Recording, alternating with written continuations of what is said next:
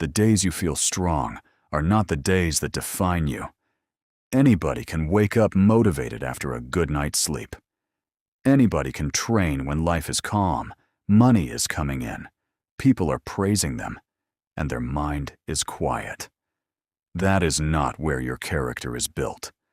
Your character is built on the mornings you wake up tired, the mornings you do not feel confident, the days life has hit you in the mouth, the evenings you are carrying stress, disappointment, fear, or doubt, and you still choose not to give up on yourself. Those are the days that count, not because pain is something to chase, not because you need to make life harder than it already is, but because hard days reveal whether you are led by your feelings or led by your values. You do not need to be perfect. You need to be reliable. Reliable to the promise you made to yourself. When you said you would get healthier, that promise was not only for the days you felt like going to the gym, it was for the days you would rather stay in bed. When you said you would rebuild your life, that promise was not only for the days you felt hopeful, it was for the days you felt behind. When you said you would stop going back to the things that were destroying you, that promise was not only for the easy days, it was for the lonely days, the stressful days, the days when your mind starts bargaining with you. That is the moment that matters. Your mind will always offer you an excuse. You are too tired. Start on Monday. You deserve a break. One bad choice will not matter. You have already failed before. But every excuse has a cost. The cost is not just the missed workout, the wasted hour, or the promise you did not keep. The real cost is what it teaches you about yourself. Every time you walk away from a commitment, you teach yourself that your word can be negotiated. Every time you show up, even in a small way, you teach yourself that your word means something. That is why the hard days count more. A great day can make you feel powerful. A hard day can make you become powerful. There is a difference. You do not need to win the whole week today. You do not need to fix your entire life before midnight. You do not need to have a perfect plan. You need one honest action. Go for the walk. Drink the water. Make the call you have been avoiding. Train for 20 minutes. Read 10 pages. Cook the meal that supports the person you are trying to become. Put your phone down and sleep. One action. Then another. That is how people rebuild. Not through one huge speech. Not through waiting for some magical surge of motivation. They rebuild by collecting small pieces of evidence that they can be trusted.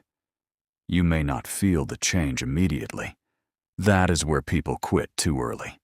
They do the right thing for a few days and look in the mirror expecting a different body. They make a few better choices and expect a different life. They take a few steps forward and expect the past to stop hurting. But real change is quiet in the beginning. It is almost invisible.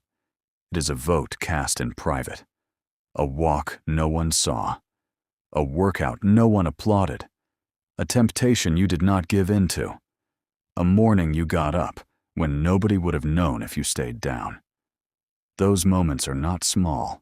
They are the foundations of your future. Marcus Aurelius wrote that the impediment to action advances action.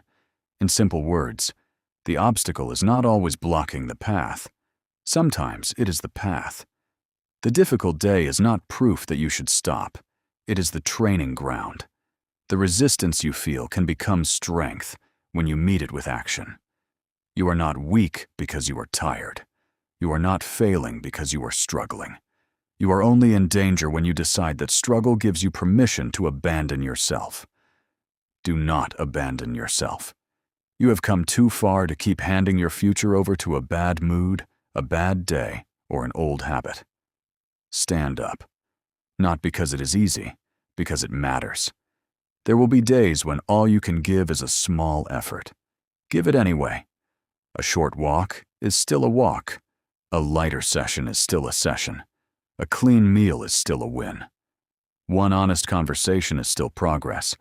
You do not need to be at 100% to keep your word. You just need to refuse to go back to zero. That is the rule. Do not go back to zero. When life gets hard, reduce the size of the task if you need to, but don't remove the task. If you cannot run, walk. If you cannot train for an hour, train for 10 minutes. If you cannot read a chapter, read 1 page. If you cannot solve everything, solve the next thing. Because momentum does not come from doing everything perfectly. Momentum comes from refusing to stop. The hard days are the price of becoming someone you respect. And one day, when you look back, you will not be proud only of the days you felt brilliant. You will be proud of the days you felt broken, but still moved forward. The days you had every reason to quit, but chose discipline. The days nobody saw. The days that counted more. Keep your word.